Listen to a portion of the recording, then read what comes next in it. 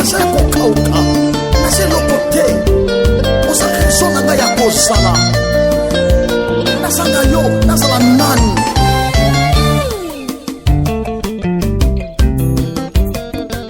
osikano nakoma nani yaka lisusu yaka tondisanga nana matina ngomba mpona koluka dimension mapi nzambe na mose oyavandaka na ngomba asekinga pe mingi solinga pe mingi afingi basekinga nayoki posa molimo posa molimo posa molimo posa molimo molimo ekitela bana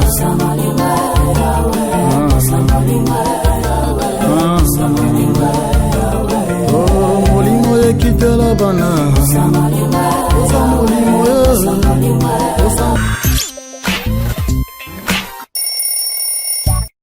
Shalom, peuple de grand roi. Que le Dieu qui a créé le ciel et la terre vous bénisse infiniment. Je suis la voix de la divinité, l'instrument que l'Éternel utilise pour te parler de sa part. Permets-moi de commencer l'enseignement qui est basé, tiré dans ce livre qui est intitulé « La guerre contre ta destinée ». La guerre contre ta destinée, c'est l'inspiration que l'Éternel m'a inspirée pour communiquer au peuple de Dieu, surtout aux héros, afin qu'ils soient prudents, qu'ils soient bien préparés à savoir les responsabilités à la concrétisation de leur destinée. Parce que normalement, le jour que la personne ou une femme reçoit grossesse, automatiquement, elle est dans la joie. Mais le moment le plus difficile de la grossesse, c'est le moment de l'enfantement. On peut recevoir la promesse de Dieu. On peut avoir la connaissance de Dieu. On peut avoir beaucoup de la part du Seigneur. C'est bien. Mais le mieux de tout cela, c'est le jour de la concrétisation. C'est-à-dire, le jour où tu vas produire ce que l'Éternel a mis en toi. Et c'est dans ce temps-là qu'il y a le combat. Dans ce temps-là que l'ennemi de la destinée s'élève. Et s'élève pourquoi? Parce qu'il veut t'empêcher de reproduire, il veut t'empêcher d'accoucher la vision céleste qui est en toi. Je suis là pour te conscientiser, je suis là pour te réveiller, en fait que tu puisses comprendre la raison pour laquelle l'Éternel t'a appelé et pour t'aider à accoucher d'une manière positive et possible ce que l'Éternel a adopté en toi. Si nous lisons l'histoire de Néhémie, on peut être content ou on peut être conscient de ce que Dr. Jérémie vient de dire. Parce que la Bible nous dit, lorsque Néhémie travaillait dans la maison royale, il n'avait pas de problème. Il n'avait pas de combat. Mais le jour que Néhémie a pris une résolution de reconstruire la muraille de Jérusalem, la Bible déclare dans le livre de Néhémie chapitre 6, Tobidja, Sambala, s'est levé contre lui, en fait de lui empêcher. Donc l'opposition était visible lorsque Néhémie voulait accoucher ce que l'Éternel mit en lui. Laissez-moi te déclarer de la part du Seigneur, tu accoucheras ce que l'Éternel a incubé en vous. Je déclare encore, tu accoucheras ce que l'Éternel a mis en toi. C'est pour ça que je suis là. Et laissez-moi vous dire quelque chose qui est très important, que la découverte de votre but d'existence est liée à votre destinée. Oh, tonton, qu'est-ce que tu voulais vous dire là? Donc la mission de la vie, ta raison d'être, ce que tu es censé faire, c'est ça ta destinée. Ce que tu es venu pour réaliser sur la terre, c'est ça ta destinée. C'est par laquelle l'Éternel t'a adopté, la mission par laquelle l'Éternel t'a envoyé sur la terre, c'est ça ta destinée. C'est pour ça que les familles Martin Luther King a dit ceci, j'en cite. Si tu ne sais pas la raison pour laquelle tu vis, tu ne mérites pas de vivre. En d'autres termes, si une personne n'est pas consciente de sa raison d'existence sur terre, ne mérite pas de vivre. Donc, la première des choses que l'homme est censé de faire, c'est de connaître le pourquoi il est sur la terre, sa raison d'être. Et une fois que tu es conscient de ta raison d'être, tu es censé maintenant de la coucher. Tu n'es pas un échec. Tu n'es pas le produit d'hasard. Est-ce que quelqu'un peut le dire? Je ne suis pas un échec. Je ne suis pas un produit d'hasard. Mais je suis créé avec un objectif. Oui, je répète, tu es créé avec un objectif. Tu as une raison qui est attachée à ta personne. Et tu vis en fait d'accomplir cela. Je vais citer un récit, une parole tirée de la pensée de Wané. Il dit qu'il ne faut pas mourir avec une symptôme, une symphonie inachevée. Ne mourrez pas avec un plan que tu n'as jamais achevé. Une fois que tu connais ta raison d'être, une fois que tu es conscient que l'Éternel m'a envoyé sur terre en fait de réaliser telle chose, tu es censé de la coucher. Et quand viendra le combat vient très souvent, je répète encore, le combat vient très souvent lorsque une personne est consciente de sa raison d'être et il veut l'appliquer. Et cet enseignement a pour objectif aider toute personne qui a la sémence de Dieu. Je m'adresse à toi. Plus précisément, je m'adresse à toi. Toute personne qui est le porteur de la sémence divine, enfin d'être capable d'accoucher la raison pour laquelle l'Éternel les a créés sur terre. Est-ce que tu peux me dire, je vais accoucher ce que l'Éternel a incubé à moi? Et pourquoi je voulais traiter sur la guerre contre ta destinée? La guerre, c'est une opposition. Et l'opposition, c'est contre ta destinée. Je réfère l'expression destinée dans ce contexte. C'est la reproduction de ta raison d'être. Donc, il y a l'opposition qui t'empêche, en fait, de ne pas arriver à reproduire ta raison d'être. C'est là il y a l'opposition que le diable, Satan et consorts peut s'élever contre toi, en fait, de t'empêcher de ne pas produire ta raison d'être. Et mon objectif, c'est de t'offrir les stratégies, enfin, que tu puisses reproduire la raison pour laquelle Dieu t'a créé. Laissez-moi d'abord te motiver. Joseph n'a pas échoué. Laissez-moi te dire, malgré l'opposition de ses frères, malgré la résistance de ses frères, il y avait toujours une possibilité par laquelle Joseph peut arriver et réaliser sa raison d'être. Je t'informe, Moïse n'a pas échoué. Malgré l'opposition et la résistance des pharaons, il a néanmoins fait sortir les enfants d'Israël de l'Égypte. Et pourquoi tu crois à l'échec? Pourquoi tu veux croire que tu échoueras? Pourquoi? Qu'est-ce que le diable dit en ton esprit? Que tu échoueras. Je suis venu pour te dire, tu n'échoueras pas. Pourquoi tu n'échoueras pas? Parce qu'il y a toujours le moyen par lequel tu vas s'en sortir de cette situation. Est-ce que tu peux me dire, avec foi, il y a toujours le moyen par lequel je peux m'en sortir de cette situation? Le livre de 2 Corinthiens chapitre 4, le verset 9. 2 Corinthiens chapitre 4, le verset 9, je cite. La Bible déclare, c'est l'apôtre Paul qui le dit. Persécuté, mais non abandonné, abattu, mais non perdu. C'est-à-dire, on peut être persécuté, mais l'Éternel ne nous a jamais abandonnés. On peut être abattu, mais on ne peut jamais perdre. C'est-à-dire, la Bible dit, il y aura l'opposition, mais il y a toujours le chemin que l'Éternel a tracé qui peut t'amener à atteindre la raison pour laquelle, je répète, les raisons plurielles par laquelle l'Éternel t'a créé sur terre. Oui, il y a toujours. Mais le problème, ce n'est pas que l'Éternel n'a pas établi des chemins. Il y a des chemins, mais il faut avoir les yeux pour comprendre par quel chemin je peux entrer, enfin, qu'accoucher la vision céleste qui est en moi. C'est la raison pour laquelle nous allons partager dans notre fameux livre. Soyez toujours connectés et vous allez découvrir. N'oubliez jamais, la personne de Jésus nous amène au ciel. Tu peux aller au ciel pauvre, sans se manifester sur la terre. Mais le principe de Jésus te donnera l'accès pour dominer sur cette terre. Que l'Éternel vous bénisse. Alléluia, gloire à Dieu.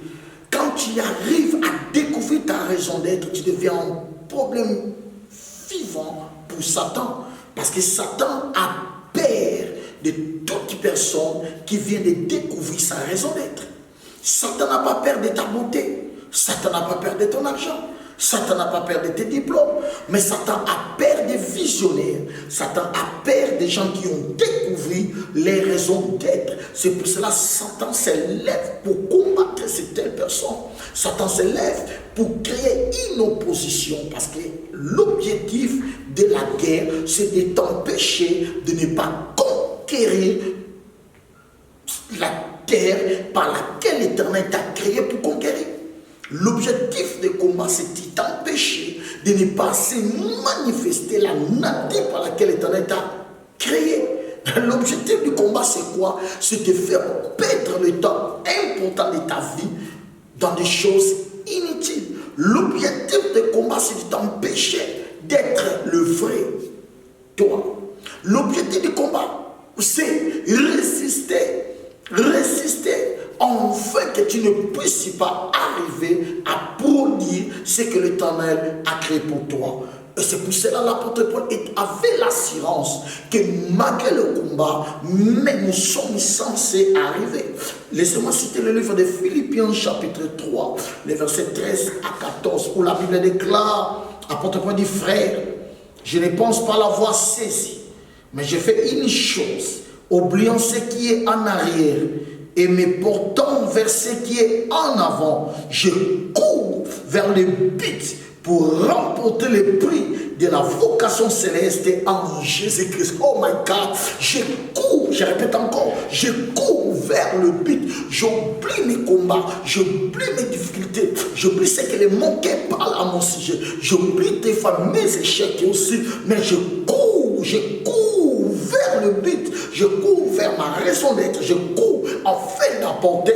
Alléluia, je voulais dire à quelqu'un, abandonner ce que les gens disent de toi, ignore ta situation, vois ce que l'Éternel pour laquelle l'Éternel t'a appelé, avancez.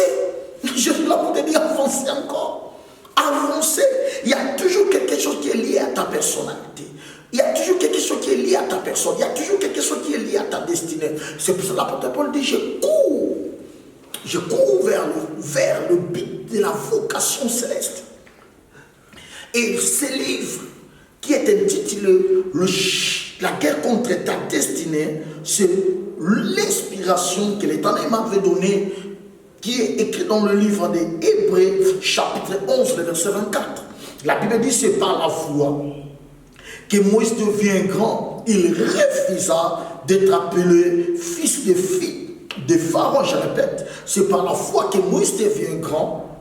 Il refusa d'être appelé le fils de fille de Pharaon. Oh, le mot-clé, c'est l'acte que Moïse a posé. La Bible dit quand il devient grand, nous allons en parler dans les deuxième vidéo, la foi qui fait croître. Mais quand Moïse devient grand, qu'est-ce qu'il a fait? Il a refusé. Il a refusé. En d'autres termes, quand on devient grand, on refuse. Quand on est petit, on accepte. C'est toi de décider qu'est-ce que toi tu veux de ta vie. Tu n'es pas censé accepter tout. Parce que la capacité, donc l'incapacité de refuser détermine ton niveau, détermine ta taille, détermine ton âge. Aussi longtemps que tu n'es encore un enfant, tu es censé d'accepter tout. Mais aussi longtemps que tu es devenu mature, tu es censé de refuser. Ta destinée est plus grande en relation de ta situation. Ta destinée est plus grande en relation de tes manqueurs. Il y a des gens qui parlent mal de toi. Il y a des situations qui paraissent tellement noires. Mais cela n'empêche pas que tu puisses arriver là où l'Éternel a destiné pour toi. Mais la Bible déclare par la foi que Moïse devient grand. Il refusa. Tu dois commencer par refuser. C'est ça qui détermine la maturité. Refuser de rester assis lorsque les autres sont debout. Refuser d'être debout lorsque les autres courent. Refuser de courir lorsque les autres arrivent. Arriver aussi. Est-ce que je peux répéter opter pour une meilleure audition. Je dis refuser d'être assis lorsque les autres sont debout. Refuser d'être debout lorsque les autres marchent. Refuser de marcher lorsque les autres courent. Refuser de courir lorsque les autres volent. Refuser de voler lorsque les autres arrivent. Arriver. Dis j'arriverai. Refuser de rester dans l'état de pleurer sans action. Parce que le livre de Jean chapitre 11, la Bible dit Jésus plaira. Après avoir pleuré, dit où vous l'avez mis Lazare. On pleure pour produire la solution. Je ne connais pas les gens qui pleurent. Parce que moi j'ai dit dans mon livre qui est intitulé Le chemin d'un héros, pleurer c'est une affaire de grand. Le petit ne pleure pas. Mais le petit pleure pour rester dans cet état-là. Mais les grands pleurent pour apporter la solution. Jésus a pleuré, mais il a fait ressusciter Lazare. Waouh! Je sais pas ta situation que tu passes. Mais je suis là comme l'instrument que l'Éternel utilise pour réveiller les héros. Pour te dire tout simplement, tu peux changer ces situations-là.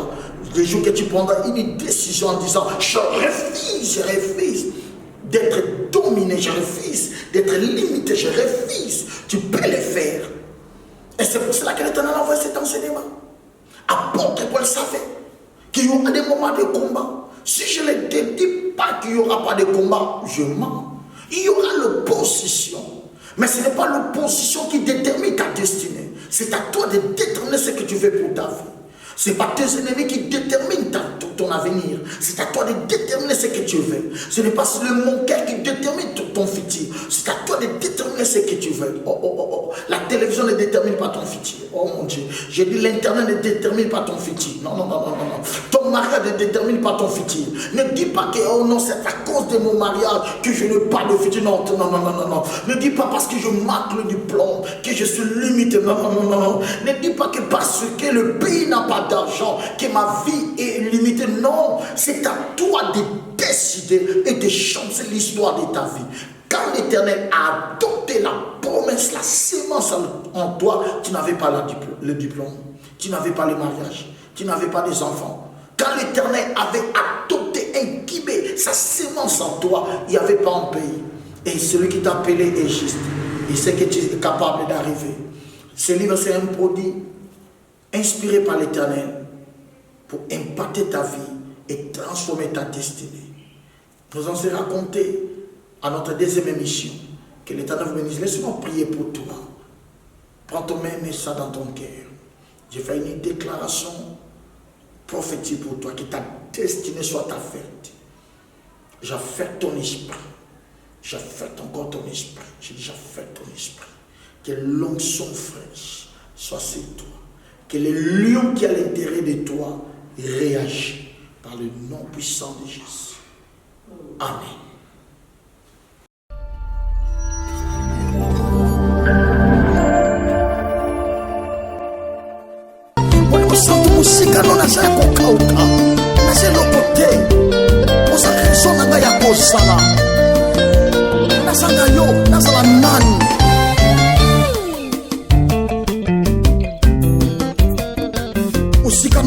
Nani yaka lisusu yaka tondi sanga na matina ngomba pona koluka dimension mapinzambe na mose oya vandaka na ngomba asekinga pe mingi solinga pe mingi afingi basekinga na yoki posa molimo